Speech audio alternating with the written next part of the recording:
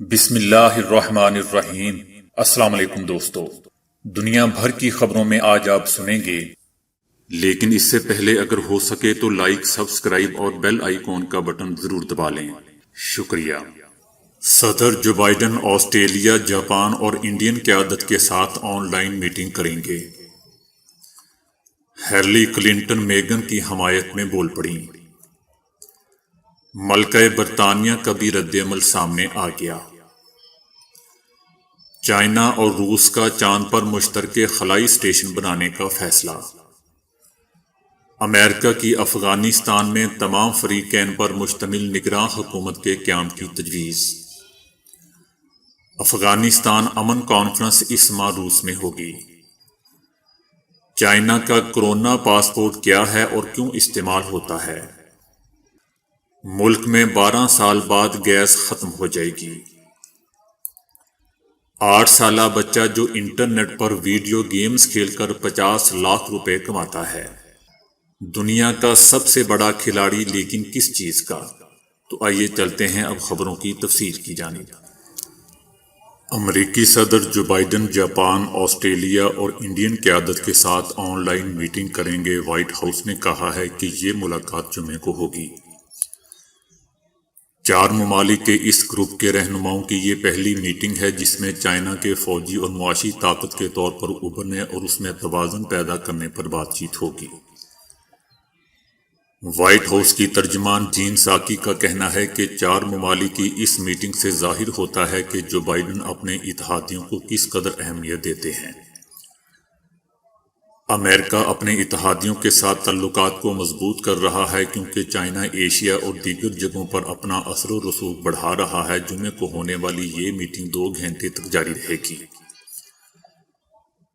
انہوں نے کہا کہ موجودہ وقت میں چائنا نے انڈیا، آسٹریلیا اور جاپان کو چیلنج کیا ہے اور اس ملاقات میں مستقبل کی صورتحال کا جائزہ لیا جائے گا۔ آسٹریلیا کے وزیر اعظم اسکاٹ موریسن نے کہا ہے کہ ہمارے خطے میں یہ تاریخی لمحہ ہوگا اور اس سے خود مختار ریجن کے لیے واضح پیغام جائے گا۔ سابق امریکی وزیر خارجہ ہیلری کلنٹن نے برطانوی شاہی خاندان کی رکن میگن کی حمایت میں آواز بلند کر دی۔ ہیلری کلنٹن نے کہا کہ پرنس ہیری اور ان کی اہلیہ میگن کا انٹرویو دل دہلا دینے والا تھا۔ سابق امریکی وزیر خارجہ کا کہنا تھا کہ وقت بدل چکا ہے، یہ 2021 ہے۔ میگن نے اپنا سر نہیں جھکایا، وہ اپنی زندگی جینا چاہتی ہے اور یہ اس کا حق ہے۔ دوسری جانب کینیڈین وزیر اعظم جسٹن ٹروڈو نے برطانوی شاہی خاندان کے لیے نیک خواہشات کا اظہار کیا ہے۔ جسٹن ٹروڈو نے کہا کہ ابھی بادشاہت کے خاتمے سے متعلق گفتگو کا وقت نہیں ہے۔ ان کا کہنا تھا کہ حکومت بادشاہت کے خاتمے سے متعلق آئینی بحث میں نہیں پڑنا چاہتی۔ دوستو، یاد رہے کہ میگن اور شہزادہ ہیری کے حالیہ نشر ہونے والے انٹرویو میں میگن نے شاہی خاندان کے کئی راز افشا کیے ہیں۔ میگن کے انٹرویو کے بعد گزشتہ روز برطانوی شاہی خاندان کا ایک ہنگامی اجلاس ہوا ہے جس میں کئی سینئر افراد نے شرکت کی۔ برطانوی شاہی خاندان پر شہزادہ ہیری کی اہلیہ کے الزامات پر ملکہ برطانیہ ایلزبتھ کا رد عمل سامنے آ گیا ہے۔ ملکہ برطانیہ نے کہا ہے کہ انہیں اپنے پوتے شہزادہ ہیری اور ان کی اہلیہ کو پیش آنے والے مشکل حالات پر افسوس ہے اور وہ ایسے تبصروں سے متعلق نجی طور پر بات کرنے کا وعدہ کرتی ہے۔ بالخصوص نسل پرستی کے حوالے سے اٹھائے گئے سوالات پر تشویش ہے۔ اگرچہ بیان کیے گئے واقعات کی تفصیلات مختلف ہو سکتی ہیں، تاہم انہیں سنجیدگی سے دیکھا جا رہا ہے اور شاہی خاندان نجی طور پر ان پر بات کرے گا۔ شاہی محل سے جاری ہونے والے بیان میں ملکہ برطانیہ نے کہا ہے کہ شہزادہ ہیری، میگن اور ان کا بیٹا آرچی ہمیشہ خاندان کا ہر دل عزیز حصہ رہیں گے۔ دوستو، یاد رہے کہ گزشتہ روز شوہر شہزادہ ہیری کے ہمراہ شاہی خاندان کو خیر باد کہنے والی میگن نے امریکی ٹی وی کو دیے گئے انٹرویو میں محل میں گزرے وقت کے دوران تلخ تجربات سے متعلق کئی انکشافات کیے تھے۔ چائنا اور روس کی جانب سے چاند پر مشترکہ خلائی اسٹیشن بنانے کا فیصلہ کر لیا گیا ہے۔ روسی خلائی ایجنسی نے تصدیق کی ہے کہ اس سلسلے میں چینی خلائی ایجنسی کے ساتھ مفاہمت کی یادداشت پر دستخط ہو چکے ہیں۔ یہ خلائی اسٹیشن خلائی تحقیق میں دلچسپی رکھنے والے دیگر ممالک کے لیے بھی دستیاب ہوگا۔ خلائی اسٹیشن کب تیار ہوگا اور اس پر کب کام شروع کیا جائے گا، اس حوالے سے کوئی اطلاع نہیں دی گئی۔ چائنا نے اپنے خلائی پروگرام پر گزشتہ چند سالوں سے بہت زیادہ توجہ دے رہا ہے اور امریکہ کے بعد خلائی پروگرام میں سرمایہ کاری کرنے والا دنیا کا سب سے بڑا ملک بن چکا ہے، جو روس اور جاپان سے بھی زیادہ عسکری اور سویلین مشن خلا میں بھیج رہا ہے۔ امریکہ نے افغانستان میں امن معاہدے پر خاطر خواہ پیش رفت نہ ہونے پر نئے انتخابات اور تب تک تمام فریقین پر مشتمل نگراں حکومت کی تجویز دے دی ہے۔ امریکہ کی جانب سے افغان حکومت کو ایک امن ڈرافٹ بھیجا گیا ہے، جس میں افغانستان میں مستقل قیام امن کے لیے موجودہ حکومت کو ختم کر کے نئے انتخابات کرانے اور تب تک تمام فریقین پر مشتمل نگراں حکومت کے قیام کی تجویز دی گئی ہے۔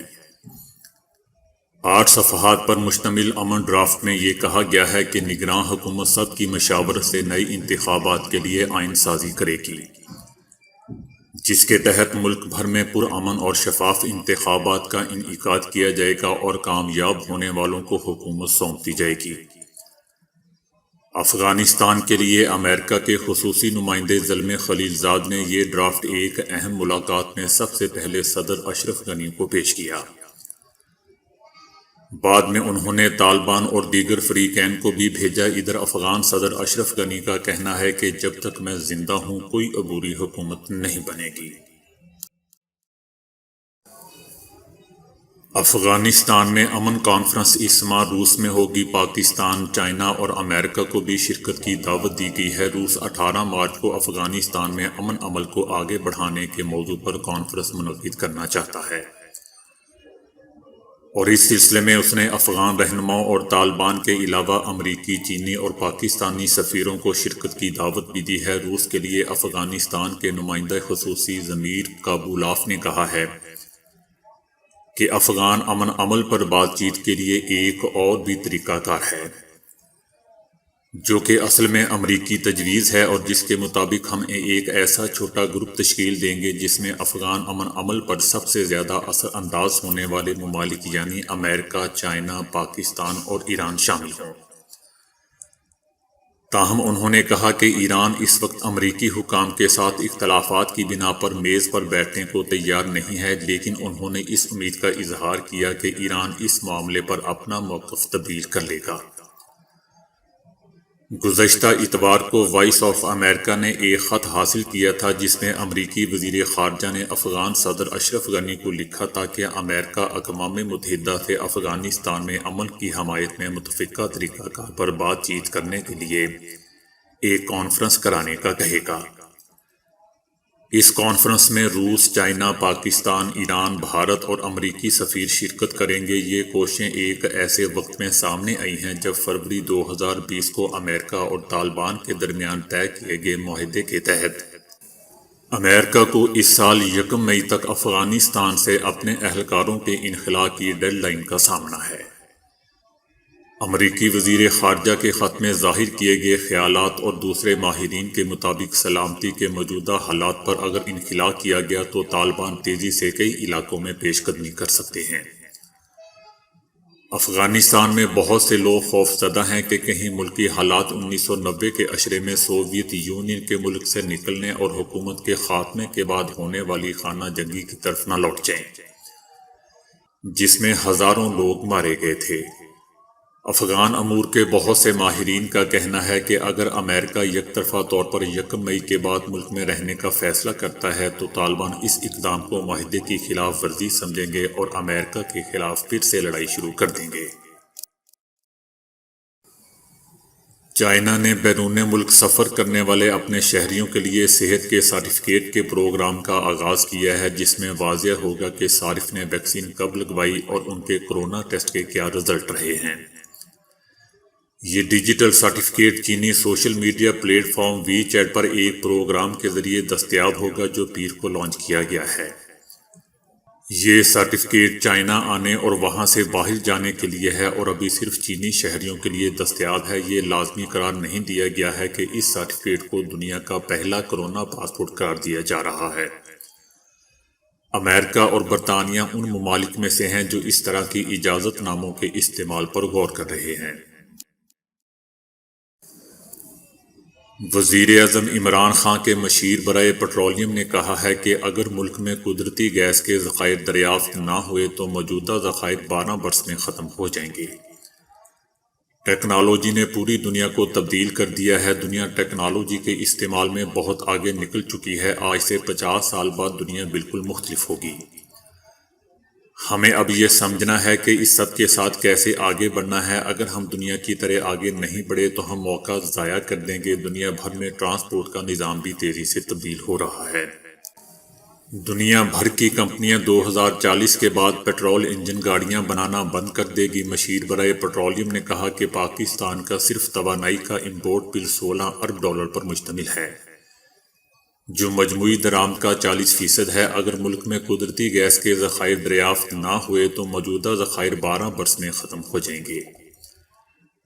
دنیا میں توانائی کی پیداوار کے لیے کوئلہ بنیادی ضرورت تھی، لیکن ہم نے 10 سال پہلے تک کوئلے سے بجلی کی پیداوار شروع ہی نہیں کی تھی۔ آج تھر سے پیداوار شروع ہونے کے بعد 17% بجلی کی پیداوار ہو رہی ہے۔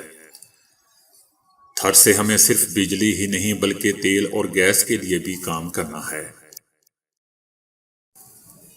والدین اپنے بچوں کو حتی الامکان ویڈیو گیم سے دور رکھنے کی کوشش کرتے ہیں، تاہم اس 8 سالہ امریکی بچے کے متعلق جان کر ہر ماں باپ خواہش کرے گا کہ اس کا بچہ بھی ویڈیو گیمر بن جائے۔